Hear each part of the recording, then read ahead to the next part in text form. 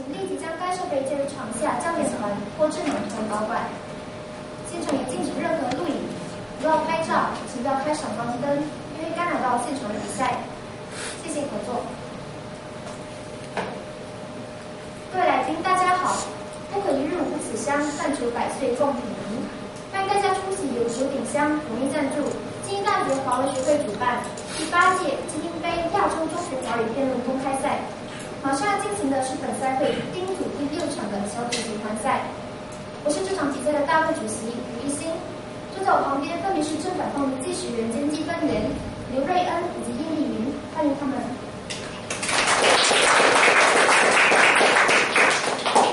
接下来，先让我们认识一下今天比赛的双方辩手。坐在我右边的是正方的代表队，马来西亚罗摩新商康文女中，一辩蔡迪慧同学。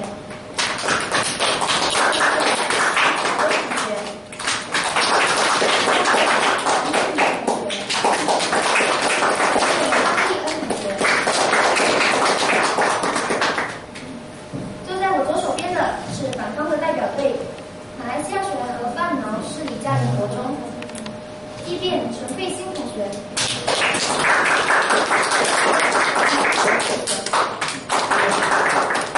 三辩陈诗燕同学。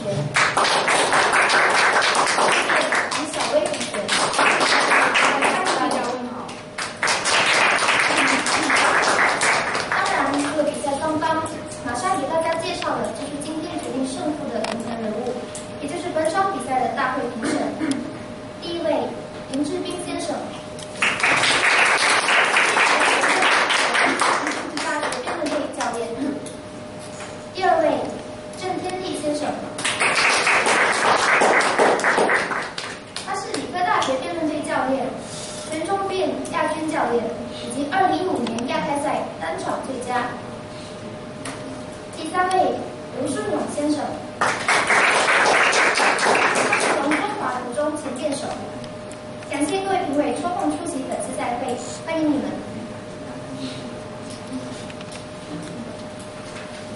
好，相信大家对今天的比赛程序相当了解，那我也话不多说，马上开始今天的比赛。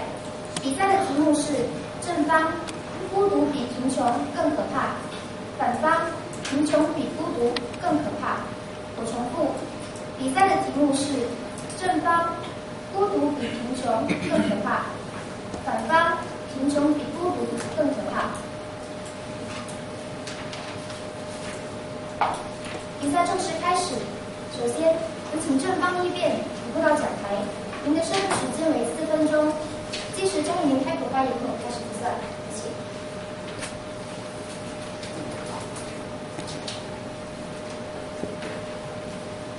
谢谢主席，大家好。今天我方立场为孤独比贫穷更可怕。孤独是一种心理空虚的状态，心理状态不比贫穷现象来的更容易被考量、判断和证实因素。孤独潜在的问题越大，也更难被发现。贫穷是可以分析为绝对贫穷和相对贫穷外在因素。绝对贫穷指的是一个人连最基本的生活需求都无法获得满足。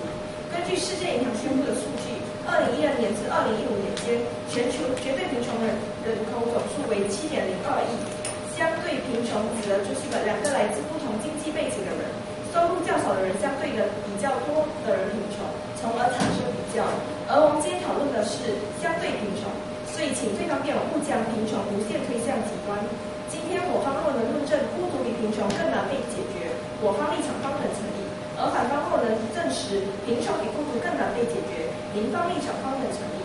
我方认为孤独比贫穷更可怕，主要原因有3。第一，乐观者会在灾祸中看到机会，悲观者会在机会中看到灾祸。孤独的人是悲观的，贫穷的人虽然物质上不如别人，但是精神上是富裕的，他们等待的是机会。孤独的人会因为没有人陪伴指点而逐渐走向偏路，而贫穷却精神富裕的人可以得到家人朋友的帮助和支持而努力赚钱，从而解决贫穷的问题。多数人可以理性的面对以解决贫穷，却无法理性的解决孤独。今天孤独的与贫穷造成的社会问题，哪一个更难被解决？是一个因为孤独而造成思想偏激的人，还是一个纯粹贫穷的人？第二，今时今日，多国政府都制定了许多政策来解决贫穷问题，例如马来西亚1码援助金和香港的综合援助金。孤独会让人思想偏激，做出反社会行为。是的，有很多方法可以解决社会问题，但是世界各国政府对日益严重的孤独社会问题却一筹莫展。如此可见，贫穷问题更容易被解决，而贫穷造成的社会问题至今都没有有效的解决方案。如果对方辩友对其有效的解决方案，由方愿意洗耳恭听，对方辩友能否否认造成恐怖分子犯罪的是孤独而并非贫穷？第三，人是群居动物，没有一部电影只可以有一个角色，但却有一人分饰多角的电影。一个人不能够成就自己的成功，一群人、一个社会却能成就不止一个成功的人。孤独的问题并不只局限于老年人，而是广泛存在于各阶层的人。今天，一名19岁的日本男孩因为孤独而把家里的花洒打扮成女人的样子，试问对方辩友这正常吗？我们看见，今天一个不贫穷人都能因为孤独而出现那么严重的问题，更何况是一个面临贫穷问题的人。马克思主义单明了交往是个人发展的内在要求，普遍交往是个人全面发展的基础，交往是自我展现的舞台。试问，在无法满足以下条件下的人格，不是比贫穷带来更可怕吗？对方辩友听过为人处事这句话吗？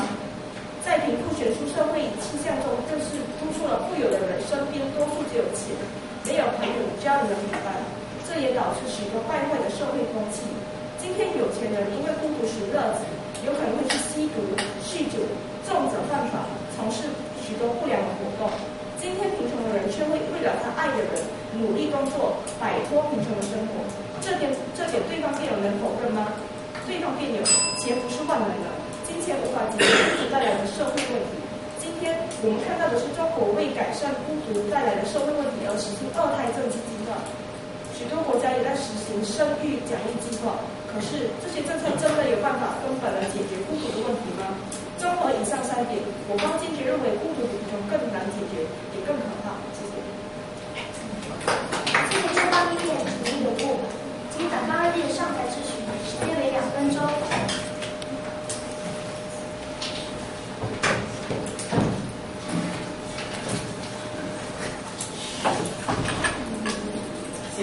大家好，第二位向你确认一点，您方告诉我们说，今天我们只应该讨论绝对贫穷不同的只讨论相对贫穷不同的绝对贫穷，对吧？对。告诉我理由。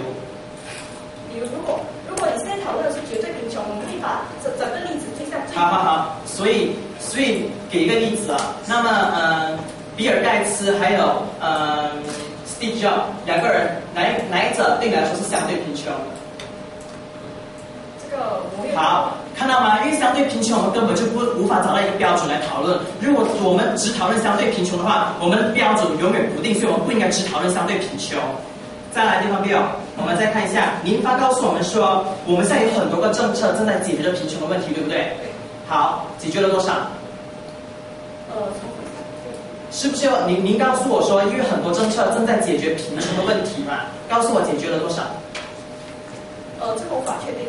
无法确定，所以您方是在空口说白话吗？但是孤独，你好，用孤独也可以，孤独也可以看，也可以跟心理医生求证。那我告诉你没有，所以说我方的确赞同，好多人正在实行政策解决这个贫穷的问题，可是解决了多少，您方也提不出。所以那么多人正在解决孤独的问题，对方辩友可以求证心理医生。所以我们看到那么多政策解决贫穷的问题，我们却解决不了的时候，所以证明了这个问题更难被解决。按照您方标准，其实是更可怕的。没关系，我们再看下一点。对方辩友，您告诉我们说，因为他们悲观，孤独人比较悲观，没机会就得到陪伴，对不对？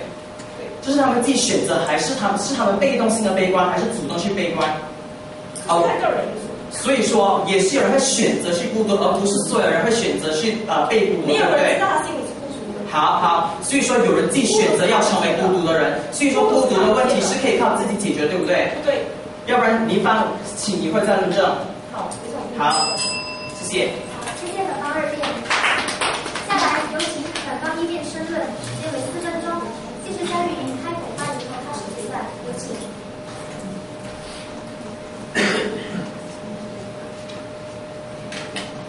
谢谢主席，大家好。今天我分立场为贫穷比孤独更可怕。贫穷指的是缺乏生产资源的状态，生活清寒简陋，最基础的体现是零收入、无食可果腹、无处可居足。孤独指的是心灵上寻求理解而不可可得所造成的感觉。最极致的体现是得不到任何人的理解。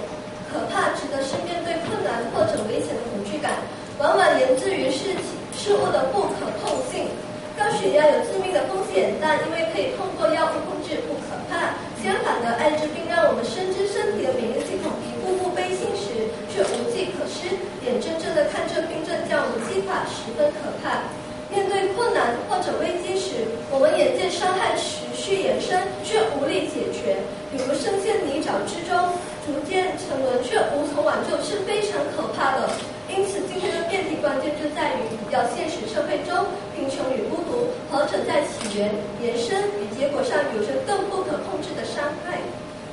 我方将以以下两个论点来论证我方立场：一、贫穷限制一个人在社会的行动能力和自由，孤独则是可自由选择的生活状态。在社会上，一个人的行动能力却取决于他拥有多少钱。然而，出身富裕还是贫穷，却不由得我们决定。曾经，我们都认为只要努力工作便能摆脱贫穷，但是实际上越穷越忙，越忙越穷，这成为了一种社会常态。美国作家芭芭拉与我在底层的生活一书中就记载了他的亲身体验。他去了6个城市打工，却因为贫穷而每次陷入同样的困局，因为没钱，不得不住在偏远的地方，被迫花费大量时间在路上。由于提升自己的时间越来越少，为了应付生活成本，被迫加班或者兼职，结果渐渐成为工作机器，直到情绪爆发离开，然后换一个地方进入下一个循环。这就是社会出现的穷忙新现象。贫穷注定我们可能获得的教育与就业机会、人脉关系与生活品质的贫穷限制的是我们一生所拥有的选择自由。反观孤独的人，要么能力异于常人，要么少年不识愁滋味。可是只要愿意敞开胸怀，依然能够跟身边的人连接。贫穷让人堕入身不由己的，孤独却是个人选择所带来的结果，因此贫穷更可怕。二、贫穷进一步延伸能使社会集体沉沦，即使意识到自身处于沉沦状态，却无从挽救。孤独则是难以在社会中延伸。贫穷导致阿富汗恐婚现象日渐严重，明知有违常理，但由于经济决迫，不得不把未成年女子卖给成年男人。索马里的青少年更为了摆脱贫穷，立志成为海盗。集体贫穷的状态由客观大环境所决定，绝非个人意志或努力就能轻易摆脱的命运。在许多赤贫的国家里，当人掌握大部分的财富，试问年轻人如何不成为穷后代？相反，孤独的恶果难以在社会中延伸，因为人类具有社会性，与外界建立关系是人之本能，即便是出生的婴儿也会跟身边的照顾者连接。正因如此，从古至今，我们只看见因贫穷而沉沦的社会，却不曾见过因孤独而不再喧闹的社会。以史为鉴，贫穷对于社会的具体伤害更可怕。谢谢。世界的方面请有误，即正当3遍上台之时，约2分钟。是大家，首先最后面我想跟你确认了，你刚才也把孤独定义为心理状态，对吗？是心理上寻求也好，看没有好？世界银行把贫穷划分为绝对贫穷和相对贫穷。你刚告诉我们不该用相对贫穷来比较。那请问你刚知道什么是绝对贫穷吗？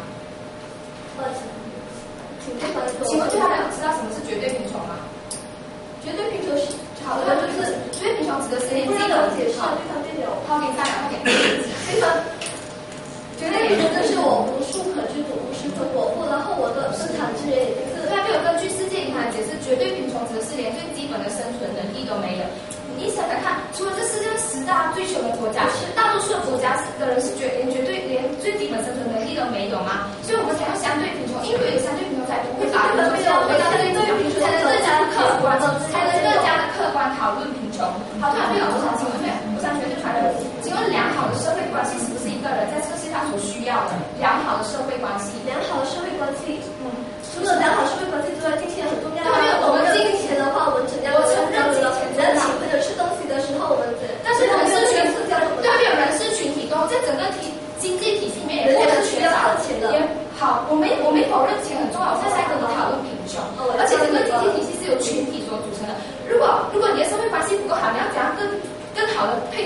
来做贸易来赚钱，那好，没关系，对，我们挑下一个问题。请问良好的社会关系是不是一个人身心健全发展的要素？身心什么问题？请问良好的社会关系是不是一个人身心健全发展的要素？良好的，你的意思是说社会的关系是？因为人是群体动物，他需要跟别人有良好的互动，才能有健康的心智。那个你要知道，我们在人与互动间的成本是需要钱的。今天我请朋友吃饭，我才能有聚会，要地方朋友。你一定要花钱吗？如果你要花钱才能得到真心的朋友，那你要质疑那个朋友对你的真诚。是啊，我是请我绝对没有，正方绝对没有。下来有请正方2辩辩论，时间为3分钟，继续在您开口发言后的时段。有请。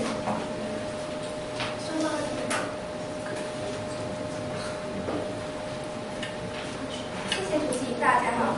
刚刚法方有提到，我们不应该只讨论相对贫穷，我们应该讨论绝对贫穷。但是我们主编稿已经有提到，我们不可以把贫穷无限推向极端。那法方刚刚有提到，我们孤独者可以自己解决，但是孤独者自己都不知道自己孤独，我们要怎么解决呢？反而贫穷可以通过和家人一起努力解决，一同迈向更美好的未来。法方刚刚也有提到，你们看过因为贫穷而沉沦的社会，但是你们有没有看过因为孤独而沉沦的社会？没有，对吧？因为孤独外表是看不出的。那众所周知，马来西亚政府每年都会定时发放援助基金以接济人民，就好比说给单身青年的援助金和1码援助金给月入3000令吉以下的家庭。但是到目前为止，政府还没有一个有效方案来帮助孤独的人，这充分的表现出了贫穷比孤独更容易被解决。反方认为，在孤独者和贫穷者当中，哪者更愿意追求美好的未来？答案显然是贫穷者。这方面有必须明了，孤独者是以悲观的眼神看世界。正所谓，乐观者在灾祸中看到机会，悲观者在机会中看到灾祸。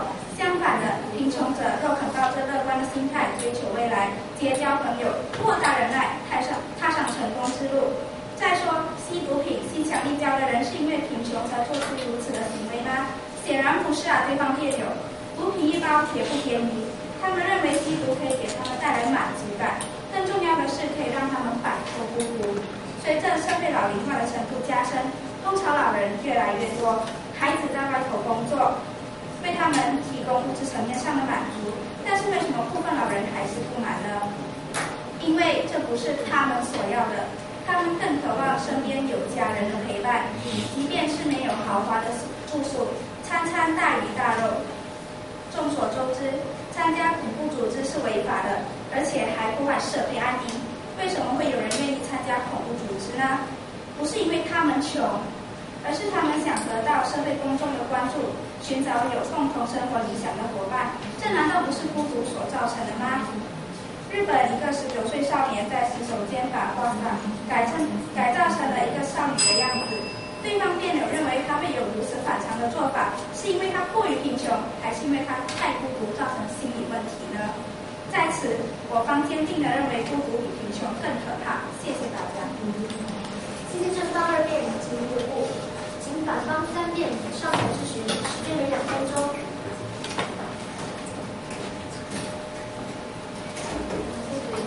第二辩题告诉我们说，其实孤独的人人是一个群居的人物，对吗？是。这样你的意思是说，今天他们孤独是因为他们自愿性选择孤独，是吗？不是因为他们孤独，他们根本不知道自己孤独。这样就还没有第二个问题。那接下来你说，这样你要告诉我，孤独是自愿还是不自愿？怎么会有人自愿去孤独呢？好，今天就没有人去自愿去孤独，那对方辩友，你今天孤独，你要讨论的人是谁？讨论孤独的人呢？对方辩友，好，你好，告诉我。好，对方辩友在，比如说你今天告诉我的意思是说，贫穷您的标准说更难解决，更可怕，对吗？是的。好，那你的意思是说，贫穷有政策可以解决，所以它不可怕，是吗？是啊。好，那你告诉我，好，对，我明白，好明白。那你可以告诉我说，这个政策，政府现在有了那么多政策，那么多助学金，解决了多少%贫穷的人呢？至少帮到人，那为什么你要捐钱呢？好，是要帮人吗？好，那你可以告诉我一个数据吗？那你为什么要捐钱呢？是不是要为了帮助别人啊？好，我知道，因为它很可怕，它无法住了，所以我们要解决贫穷的问题。好，对没有？如果今天假设说我是一个在非洲生下来的孩子，我注定一辈子都要贫穷的时候，你们要怎么解决？谁说你注定一辈子贫穷啊？因为我一辈子没有工作，所以我当然贫穷啊。好，对没有？再告诉我一下，为什么要怎样解决？你可以自己去努力创造更美好的。好，当今天非洲没有一个工作机会的时候，我要怎样去努力？我现在只是一个学生，我要怎样去解决？对没有？请告诉我。非洲怎么可能没有工作机会？好，那没有你好，那没有你答不出。接下来告诉我为什么为什么孤独的人必然是悲观的？因为孤独，这就是悲观啊，悲观就是悲观。好，刚刚没有告诉我们说你不知道孤独的人是谁，可是你要告诉我们孤独的人肯定是悲观，是说是世界上悲观的人都是孤独的人？不是，可是孤独人肯定是悲观。好，就讲今天所有悲观的人都是孤独的，明白？不是。好，解释一下孤独。孤独人肯定是悲观的，可是悲观的人没有。世界很方善变。下来有请反方二辩驳论，时间为3分钟。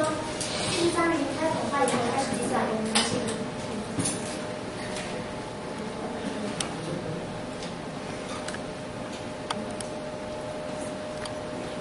谢谢主席，大家好。我们来看一下第二个犯下几个概念错误。第一，他告诉我们说贫穷这个问题，因为之所以可以被解决，所以它不可怕。但是我们看一下这一点犯了什么概念错误？他告诉我们说，因为这个可怕，我是指孤独还有贫穷这两者是作为一个可怕的因素，它给我们一个解决管道，它告诉我们如何解决这个可怕。可是我们之所以我们今天谈的是什么？我们谈是哪者更可怕？我们是谈这两个课题，当我们存活在这两个因素之下的时候，哪者才是可怕，并不是说我们解决了这个问题可怕，但是只要我们解决了孤独，解决了贫穷，当然都不可怕。因为可是今天我们讨论的问题都很难，我承认的确难被解决，甚至无法被解决。所以今天这两者因素其实都可怕，但是有一定之间的程度取决。所以我们要以一个句子来概述对方的概念的话，我们可以说什么？对方告诉我们是给一个方法去解释一个可怕因素的，去以一个因素去解决，给一个管道去解决一个可怕的因素，来让我们不再感到可怕。听起来是不是犯了一个逻辑上的谬误呢？这就是所谓的一种循环上的犯了循环上的概念。第二，他告诉我们说，我们不应该只谈相对贫穷，我们应该告诉我们应该谈相对贫穷，而不应该谈绝对贫穷。可是我们说，其实今天根本就没有讨论绝对贫穷还是相对贫穷这样的必要，我们直接讨论贫穷的直接概念。我们说，举个例子，我是穷了，其实也是。我说，非洲难民其实也是穷了，好像我家的教练也是穷的。那我们之所以会这样，是因为我们没有生产资源的能力，我们把这样都归纳成穷。为什么呢？因为对面告诉我们说，相对贫穷和绝对贫穷的时候，我们在相对贫穷之上，我们根本做不出一个比较。倘若说马来西亚就是以相对贫穷这个概念来衡量我们的人民到底有多少穷人的时候，我们说我们得不出一个结果。因为有时候今年我们可能相对穷的人是1000令吉的月薪，可是明年可能相对穷的人的月薪是2000令吉，所以这样比较之上，我们根本讨论不出一个结果，所以不应该这样讨论，我们应该只是讨论直接概念。第三，他告诉我们说，他告诉我们说，因为人类是一个群居的动物，当我们知道我们人类天性是群居的时候，我们为什么会有孤独的存在？因为我们是自愿性的去选择去孤独。我们看到很多人在那交际的时候，我觉得我们的话题跟他们没有，我们的话题达不成共识，好，我选择拒绝跟他们来往，所以我就以自己把孤立出来。我觉得我的思想能够正确，他们的思想比较偏差，所以我不跟他们交流，所以这样才会造成孤独。然后会造成这样的孤独，我们如何解决呢？只要我们放下我们的己见，我们这样放下心怀，我们去跟他们交流的话，我们不就孤独的问题不就已经迎刃而解了吗？所以请对方辩的其中一个论点不能够成立。第二面还举出2个例子，告诉我们说，恐怖分子还有吸毒的人都是因为孤独，所以他们才会去吸毒了。可是真的是这样吗？吸毒的人不恰恰是因为有朋友的说白，所以他们才会去吸毒吗？然而恐怖分子他们为什么会必然是因为孤独而去成为恐怖分子吗？我们要知道IS 有用钱去拼起人肉炸弹的呀。所以说，在这个恐怖分子，谢谢。正方2辩，请您留步，请正方1辩上台质询，时间为2分钟。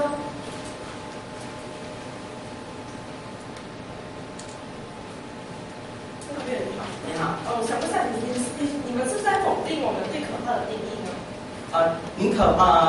算是否定吧，因为你们的问题能够被解决，可是我方觉得根本可怕是无法被解决。那今天我们是正方，所以你们可以用你们的立场来推翻我们，你们可以用我们的立场来推翻。能啊，因为孤独问题能够被解决，可是贫穷的问题无法被解决。你们觉得贫穷真的不可以被解决吗？你努力赚钱之后，你不可以解决决贫穷的问题吗？对方没有，不能够，对方没有概念错误了，对方没有。为什么我们这样说呢？我们会突然间我们从穷变到去不好的时候，他们这样解决的时候，我们已经说那个已经不是穷了，我们应该讨论只是穷的直接概念。好，你们在讨论绝对贫穷，对不对？因为我不讨论绝对贫穷，也不讨论相对贫穷，只讨论贫穷的直接概念。这样，如果我们现在讨论现在非常极端贫穷，一个人连我们从来没有打算讨论极端的贫穷。这不是在讨论绝对相对贫穷吗？您发的相对贫穷到底是怎么样的意义？我觉得这样说。相对贫穷就是你跟别人比较，你比较穷，这样代表你真对方没有这样比较不出结果。因为比尔盖茨的乔布斯里面，按照你这样说，是不是有一个人会比较穷？如果我们把贫穷推向极端，我们是也要把孤独也推向极端，这样今天根本讨论不是结果，因为根本对方没有，我们没有推向极端，我们纯粹是讨论直接概念。因为我们这样说，其实我是穷的，可是我要活生生在这里，并没有极端。下一个问题，我问你，好，为什么？对方没有知道Facebook 创办人马克为什么要创办 Facebook 吗？不知道。这是因为他们认为他是从纪念册出来的概念，就是他说想要保持联络，证明人孤独是有多么的可怕，你知道吗？所以说他们创造的电子书和这些孤独有什么关系呢？可以说，你认为他是为了赚钱才去创造？我觉得他是为了兴趣而创造。是吧？你是觉得他为了？我觉得和今天的孤独不孤独没有关系。他因为纪念册，他想跟对方保持联络，难道你是今天为什么保持联络的人是感到孤独的呢？我不是很明白。你难道我要联络号码是因为？好，因为我不孤独，谢谢。下来有请正康3遍评论，时间为3分钟。敬请嘉宾开口发言后开始计算。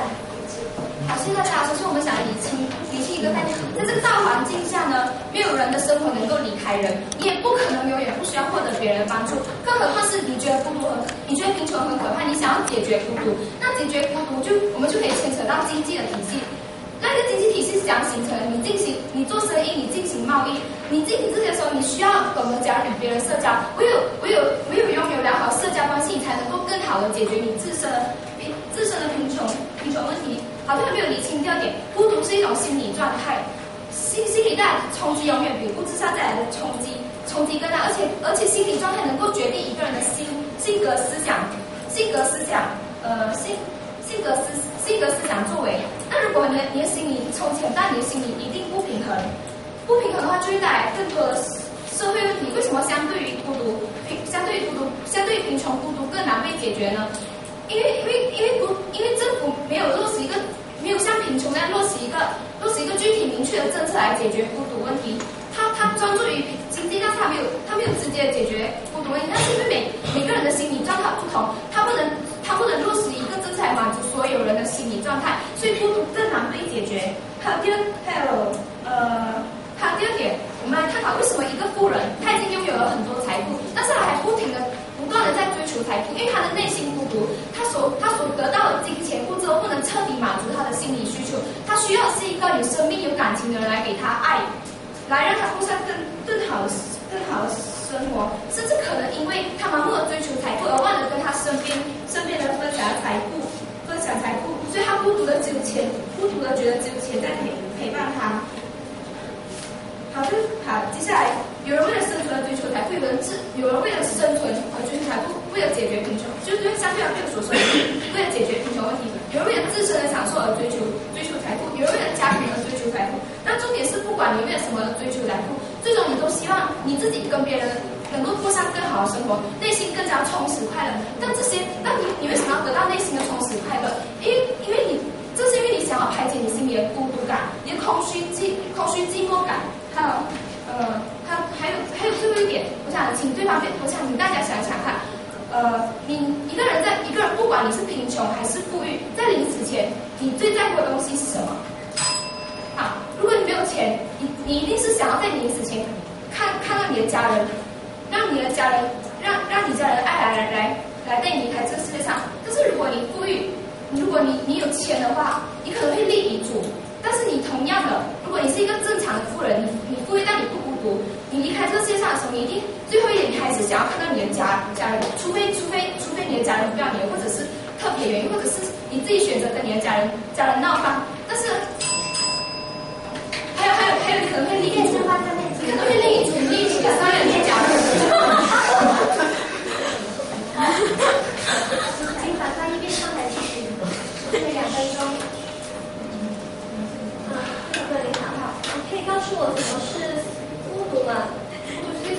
静默的感受。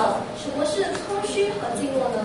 就觉得你的内心空空，不管你，其实没有好好，就是我钱包空空，就你缺乏爱，你的内心缺乏爱就是OK，就是他有可能有很多因素，就像你身边这样的人说，比如说是你连这个都不能感觉是什么？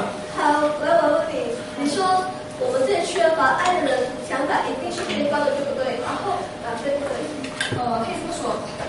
就是你在，因为你的缺乏爱想到了，那么你的意思是说，神权国是因为缺乏爱去战争吗？什么是神权国？就是你们说的恐怖分子啊？不是，他们是孤独。他们是孤独，他们缺哪一个哪缺乏爱啊？你这样说。那么因为他们找不到同类，或者他们找了没有人关注，没有关系。所以这个跟缺乏爱和直接跟那个孤独什么概念？他们是为了要维护自己宗教的权，请这个搞清楚这个。但是很多宗教是极端的，他为什么会走向这条极端的路？就是因为他要维好，心理我觉得比物质所带来的影响更大，这是绝对，因为心理我觉得一个人思想性格。到了非常对了，来，我继续下去哦。你说我们贫穷的人，有人可以分担，就一定解决得到，对不对？比没有人帮助你来的更好，更加容易。更加容易，就是说不一定能解决得到。但是我们这样选择一个比较好的状态，选择一个比较你孤独无助是不是更难解决你的贫穷问题？可是对方面的人不知道，让我们孤独，因为走出一步的话，我们是可以解决的。那你告诉我如何走出那一步？对方面，这是我的环节，不能盘我呢。咨询我吗？抱歉。但是你咨询我就答辩嘛。好，我们人都有15分左右的我不想说这个，抱歉。你说，可是对方面你要知道，我们现在贫穷人，他交到的对方谢谢翻译辩。最后有请反方不但辩驳论，时间为3分钟。这是张玉林开头发言后的计算，谢谢。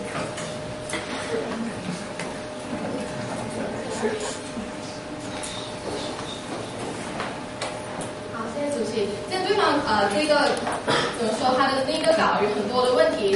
我问第一点，他告诉我们说，就是他告诉我们嘛，孤独的人是不知道自己孤独，可是他又告诉我们说，孤独的人必然会悲观。可是他又就是我不明白为什么孤独的人会不知道自己是孤独的。尤其等下对方告诉我们一下，如果这个人不知道自己是孤独，那孤独的定义何来？如果然后我在谈论对方的时候，对方告诉我说，一个孤独人必然会悲观，但是说所有悲观人就是孤独的人就一定是悲观。这个希望对方可以论证一下那个必然的关系在哪里。然后第二点再告诉我们说，我们的那 IS 就去那个 IS 的话是因为孤独而去，可是因为我们看到是很多这种人是因为 IS 有给钱他才去，所以在这个地方我们无法论证无法比较出到底是哪一个，所以我们不谈这个。而且对方面有刚刚在盘问中也告诉我这个 IS 是可以因为宗教影响而导致的，所以这个我们说不能再谈了。接下来第3点，他告诉我们说，贫穷的人可以是乐观的，他们有别人的支持。可是我不明白为什么贫穷的人是乐观的。如果我贫穷的话，我无法做我自己想要的事情。再说，我们今天无法做自己想要的事情，比如说我想要追求我的梦想，可是我却因为要维持我要满足我自己基本需求，我就要一直限制在这个工作上面的时候，我们说我们完全没有一个自由。就比如说我要追求我自我却做不到。当一个人追求不到自己的自由的时候，到底我们的人生算有意义，算乐观吗？并不是。然后对方面有在告诉我们说，今天我们的标准是要讨论他的标准是要告诉我们怎样被解决，何者更难被解决就能够就是更可怕。而他方的孤独，只要自己能够放下那个执着，能够放下自己的那种偏见的话，不要去想这样多去尝试融入别人，他这种孤独是可以解决的。而对方就告诉我们说，今天不对，今天马来西亚没有政策去解决这孤独，所以孤独是很可怕的。可是我们讲为什么没有这一个政策，是因为孤独并不可怕，孤独根本就没有这个严重性，所以我们对方也没有告诉我们数据到底这个孤独的这个呈现在哪里，所以我们说其实孤独并不可怕。而我方贫穷是怎样不能被解决？当这个贫穷我们看到它起源的时候，我们看到它就贫穷，我们看到它贫穷，可是我们不能解决它，我们看到它越来越严重的时候，到最后我们无法拯救这个贫穷的时候，我们说它是更难被解决。就好像你说他方说有很多这个辅助金能够帮助我们们脱离这个贫穷。可是这种政策又能够帮到多少？很显然的，我们看到现在贫穷问题还是那么的严重的时候，我们说其实贫穷比孤独更难被解决，而且更有威胁性，而且更加的可怕。还有就是最后没有那个，请您方阁下告诉我说，为什么孤独的人必然不知道自己是孤独的？谢谢。好，谢谢本台3面请留步。请正当2面上台之时，时间为2分钟。谢谢主席，大家好。那这方面你认为贫穷带来的个人利益伤害还是群体利益伤害？可以有个人伤害，也是有也是有群体伤害，就要看您方讲。那您认为哪一个成分比较多呢？是个人还是群体？个人会影响到群体，而群体也会造成这个个人，就是它是一个后面我不能正面回答，因为它是一个必然关系，就是两方都会被影响。个人还是群体？如果说它就贫穷对于群体更加的严重，因为它会弄到整个国家、整个社会的成人。我们说可能是怎么说弄到整个国家的成人、整个社会的成人？因为当你只限制在这里的时候，你没有办法解决这个贫穷，你只能够看到这个国家继续贫穷的时候，我们说它是更难解决。整个国家、整个社会都没有一个有钱的人，他全部人并不是这样说，当然这还是有但是我们有一个历史，就比如说阿富汗啊那一种国家就比较，它是属于一种贫穷的状态的。好，那这方面你认为孤独带来的个人利益伤害，是带来个人利益伤害还是群体的？我觉得孤独并没有带来伤害，因为孤独是可以被解决的。怎么说呢？因为当我自己有一个方案去解决吗？并不是说方案，我没有心理医生。就像要说方案说我没有心理医生，但是如果今天我是一个孤独的人只要我放下我自己的偏见，我放下自己的那种意见的话，我去融入别人就可以解决，是非常的容易。可是贫穷却解决不了。放下那么容易吗？就是这样容易，就是你不要想到太多，只要你放下就可以解决了。那这方面呢，你认为恐怖分子是因为孤独还是贫穷才去当恐怖？两者都有，所以我们今天不讨论这个，因为讨论不出一个结果，也没有一个数据显示到底是哪一个成分比较多？就是讨论不出啊。这方面我没有数据，你也没有数据，这方面我不能正面回答，因为我真的没有数据，所以我不能乱说。对不起。那您认为是孤独还是贫穷？因为我真的讲不到，因为我真的没有数据，而您方也没有数据，不如你要给我这样好。谢谢正方2面。在进入转听向前自由辩论以前，下面是2分钟的正面收记忆时间，有请双方教练。继续开始。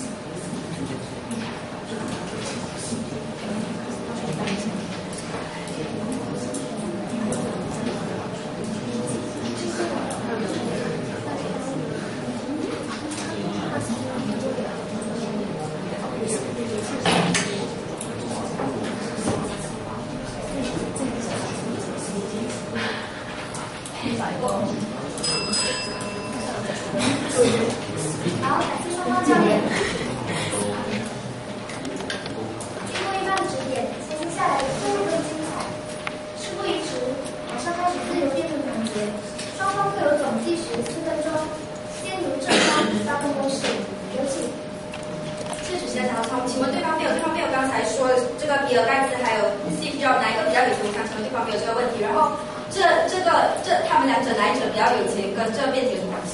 其实和今天的辩题完全没有关系，因为我只是要你们，我要求你们论证出到底相对贫穷是一个怎么样的衡量标准，因为你把你告诉不出，没关系，各位表现我们来看一下。当我们现在忙于工作的时候，我们只足够偿还我们贷款、我们的收入等于我们的支出的时候，我们没有自由，我们做不了别的事，您觉得可怕吗？对方没有，我刚才问你，那我们换一个形式问你，像今天我们的顿马哈迪比较有钱，还是首相纳吉比较有钱？因为美中出结果两个都，就是因为对方没有人家跟我说这些餐人家还能给得出啊，这是女方的责任，为什么非要我这边？再来，对方是有钱，对方没有问题了，对方没有，对方没，我猜了，贫穷不只是个人的现象，它是蔓延至整个社会的。比如说日本，就每4个人里面就有1个是就是穷男人，难道这点零宽不看吗？对方没有，我现在月入3000，他现在月入5000，那是不是我相对贫穷的？好，这是对方提出来的东西，所以我们说今天讨论不出一个结果的时候，我们不要用相对贫穷，但对方没有请这个结了好吗？对方没有请告诉我，难道这个穷男人的这个现象已经那么恐怖的时候，您不觉得可怕是吗？什么是穷？对方面，我想请问一下，你们知道恐怖分子的月入是多少吗？还有对吧？IS 他已经是人肉炸弹，你还会觉得他再用点小钱吗？就是他已经死了，为什么还要用那点钱？他去哪里用钱是第一还是第二？对方这个 IS 因为他要这个钱，因为还要安顿他家人，所以他还是因为钱，所以他要去得到这么去做个人肉炸弹。在第二次追问，对方我们看绝大部分的中层阶级的人，他穷极一生的时候努力工作，却只能还债的时候，他身不由己的困境，他如何解决？为什么我？